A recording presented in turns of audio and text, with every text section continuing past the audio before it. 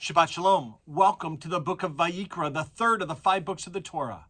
This book is quite different from the others, for it does not describe a journey. It does not have any fun stories. It takes place only at Mount Sinai, and it spans a short moment in time, one single month. There is almost no story being told, but set at the center of the Chumash is the key to understanding Israel's calling and mission to be a kingdom of priests, a holy nation. This is the first time in history that a group of people have been given a collective mission. And this is its mission statement: to sacrifice or draw themselves closer to God.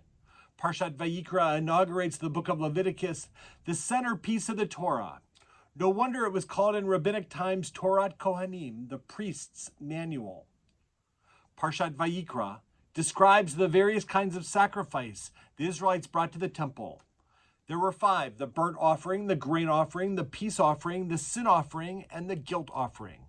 What's really fascinating is the very first word. The book of Leviticus starts with the word Vayikra, and God called. God calls out to a human being an extraordinary and challenging concept right from the start.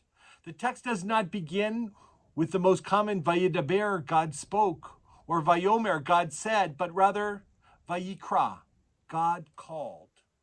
Who calls us and how are we called? How do we know if we are ever called by God? Are we ready to answer the call? It then gives us instructions about the different kinds of sacrifices which the Israelites were to offer, ways to draw ourselves closer to God. What does it mean to you to be called to do something? Are you called to your profession? Are you called to your family? Are you called to service to your community? Are you perhaps called to do great things, to be famous? Are you called to participate in our community? God calls us from the pages of Leviticus. God calls us to holiness, to a life of meaning, to a path of harmony. Let us experience God together and use this book of the Torah to find our true selves. Shabbat Shalom.